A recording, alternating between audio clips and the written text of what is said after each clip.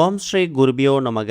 ஓம் ஸ்ரீ மகா பெரியவா சரணம். வரும் ஏப்ரல் 14ஆம் தேதி செவ்வாய்க்கிழமை இந்த வருஷத்துக்கான தமிழ் புத்தாண்டு சித்திரை முதல் நாள். அன்றைய தினம் இப்போ நம்ம சொல்லக்கூடிய இந்த ஒரே ஒரு பொருளை நீங்கள் தினமும் பயன்படுத்தக்கூடிய மணி பர்ஸ்லையும் ஹேண்ட்பேக்லையும் வைக்கிறது மூலயமா இந்த ஆண்டு முழுக்க பணம் உங்களை தேடி வரும். பணவரவு தடை முற்றிலும் விலகும். அது என்ன பொருள், அது எப்படி பயன்படுத்தணும்னு பார்க்கறதுக்கு முன்னாடி நம்மளோட வீடியோஸை இப்போ தான் நீங்கள் ஃபஸ்ட் டைம் பார்க்குறீங்கன்னா மறக்காமல் சப்ஸ்கிரைப் பண்ணிக்கோங்க. தொடர்ந்து இது மாதிரி அப்டேட் தெரிஞ்சுக்கிறதுக்கு பக்கத்து நோட்டிஃபிகேஷன் பெல்லை கிளிக் பண்ணி ஆல் அப்படிங்கிற செலக்ட் பண்ணிக்கோங்க. இப்போ என்ன பொருளை எப்படி பயன்படுத்த போகிறோம் அப்படிங்கிற பற்றி தெளிவாக தெரிஞ்சுக்கலாம். தமிழ் புத்தாண்டு அப்படிங்கிறது ஒரு வருஷத்தோட முதல் நாள். ஒரு மாதத்தோட முதல் நாள் எந்த அளவுக்கு முக்கியமோ அதை விட 10 மடங்கு இந்த தமிழ் புத்தாண்டு முக்கியம். மகா பெரியவா மாதிரி பெரிய சான்றோர்கள் ஆங்கில புத்தாண்டை விட தமிழ் புத்தாண்டுக்கு தான் அதிக முக்கியத்துவம் கொடுக்கணும்னு சொல்லி வச்சுட்டு போயிருக்காங்க. அப்படி பிறக்கக்கூடிய இந்த தமிழ் புத்தாண்டு புதிய வருடம் இருக்கு இல்லையா, அன்றைய தினம் நம்ம வழிபாடு செய்யறது ரொம்ப முக்கியம். அதுலேயும் கனி காணுதல் அப்படிங்கிற நிகழ்வை எல்லாரும் அவங்க வீட்டில் செய்யறதுக்கு நீங்கள் தயாராக இருப்பீங்க.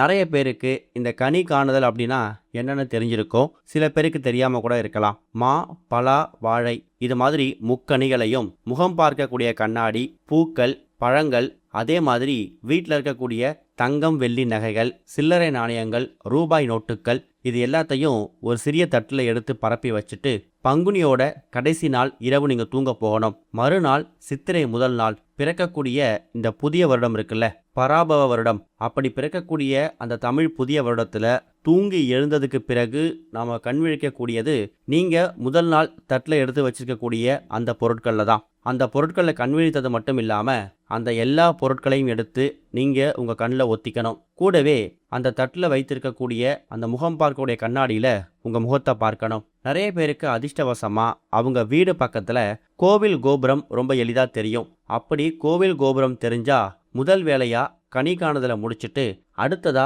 கோபுர தரிசனம் பண்ணுங்க. கோபுர தரிசனம் கோடி புண்ணியம். இந்த வருஷம் நமக்கு தமிழ் புத்தாண்டு சித்திரை முதல் நாள் செவ்வாய்க்கிழமை வந்திருக்கு.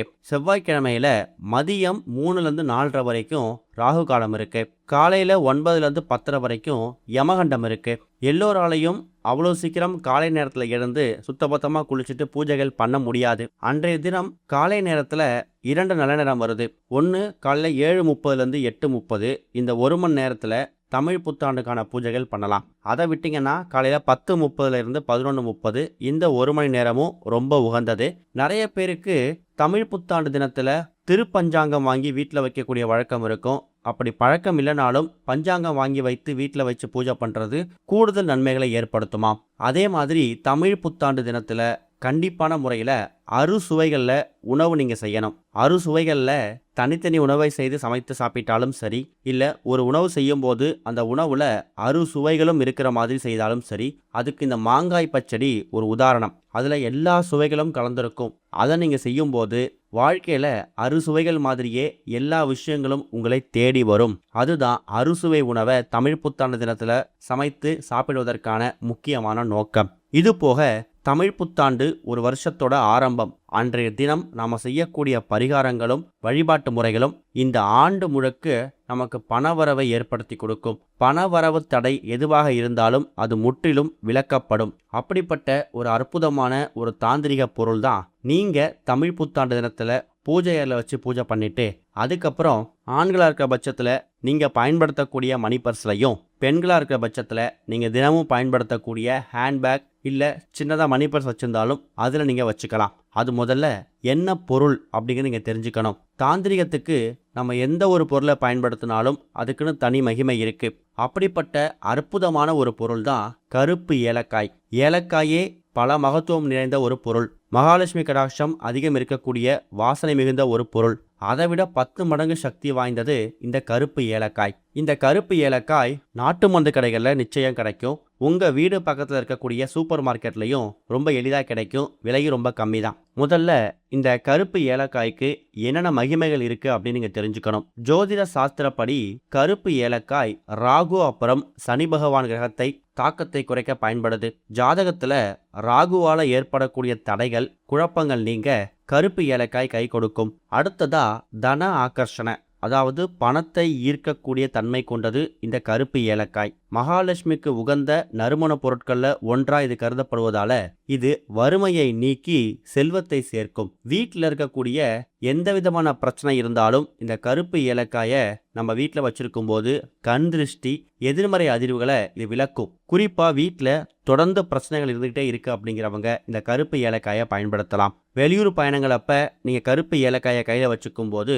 உங்களுக்கு ஒரு பாதுகாப்பு கவசமா இது செயல்படும். அந்த அளவுக்கு பல மகிமைகள் நிறைந்த ஒரு அற்புதமான ஒரு பொருள் தான் இந்த ஒரு கருப்பு ஏலக்காய். இந்த ஒரு கருப்பு ஏலக்காயை மாலை ஒரு 6-7 மணிக்கு மேல வீட்டோட பூஜை அறையில குறைந்தது 1, அதிகபட்சம் நீங்க எவ்வளவு வேணா எடுத்துக்கலாம். இப்ப குடும்பத்தில் இருக்கக்கூடிய கணவர், மனைவி இவங்க 2 பேருமே இந்த கருப்பு ஏலக்காயை அவங்களோட மணி பர்ஸ்லையும் ஹேண்ட்பேக்லையும் வச்சுக்கணும்னா அதுக்கேற்ற மாதிரி ஒரு நபருக்கு ஒரு கருப்பு ஏலக்காய் அப்படிங்கிற கணக்கு அடிப்படையில் நீங்க பூஜை அறையில் எடுத்து வச்சுக்கணும். பூஜை அறையில எந்த சுவாமி படத்துக்கு முன்னாடி வைக்கணும்? பொதுவாக வச்சுக்கலாம், தப்பு கிடையாது.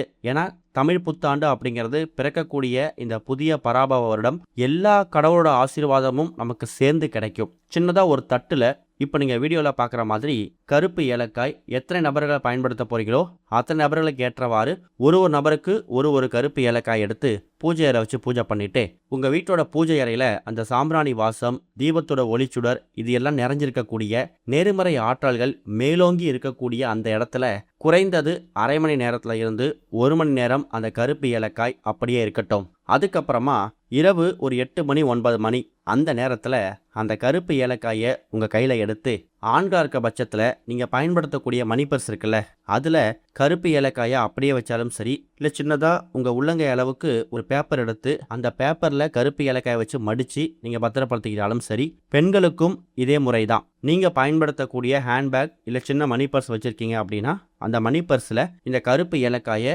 அப்படியேவும் வச்சுக்கலாம், இல்லை பொட்டலமாக மடித்து கூட வச்சுக்கலாம். முன்னாடியே சொல்லியிருக்கோம், மணி பர்ஸ் அப்படிங்கிறது நம்ம தினமும் நம்ம பணப்புழக்கம் இருக்கக்கூடிய இடம். நம்ம கை பணத்தை எடுக்கிறது, பணத்தை எடுத்து வந்து வைக்கிறது இது எல்லாமே அந்த மணி பர்ஸில் தான். சித்திரை முதல் நாள், தமிழ் புத்தாண்டோட முதல் நாள் நீங்கள் பண்ணக்கூடிய இந்த ஒரு பரிகாரத்தில் மணி பர்ஸில் தன ஆகர்ஷண சக்தி இருக்கக்கூடிய, அதாவது பணத்தை ஈர்க்கக்கூடிய சக்தி இருக்கக்கூடிய கருப்பு ஏலக்காயை நீங்கள் மணி பர்ஸில் வைக்கும்போது பணம் காந்தம் போல உங்கள் பக்கம் ஈர்க்கப்படும். சிலருக்கு பணம் வரும், ஆனால் கையில் தங்காமல் செலவாகிடும். அதுக்கு முக்கியமான காரணம் வீண் விரயம், வீண் செலவு தான். அப்படிப்பட்ட வீண் செலவுகளை குறைத்து சுப செலவுகளை உண்டாக்கக்கூடிய விஷயம் இந்த ஒரு கருப்பு ஏலக்காய்க்கு இருக்கு. வேலை பார்க்கக்கூடிய இடத்துல சம்பளம் வாங்கிட்டு அந்த சம்பளம் முழுமையாக வீடு வரமாட்டேங்குது, எதிர்பாராத மருத்துவ செலவுகள் ஏற்படுது அப்படிங்கிறவங்களுக்கும் இந்த ஒரு கருப்பு ஏலக்காய் பரிகாரம் ரொம்பவே கை கொடுக்கும். இந்த ஒரு தமிழ் புத்தாண்டு தினத்துல, அதுவும் சித்திரை முதல் நாள் பூஜை அறை வச்சு பூஜை பண்ணிட்டு தன ஆகர்ஷண சக்தி இருக்கக்கூடிய இந்த கருப்பு ஏலக்காயை நீங்க மணி பர்ஸ்ல வைக்கிறீங்கன்னா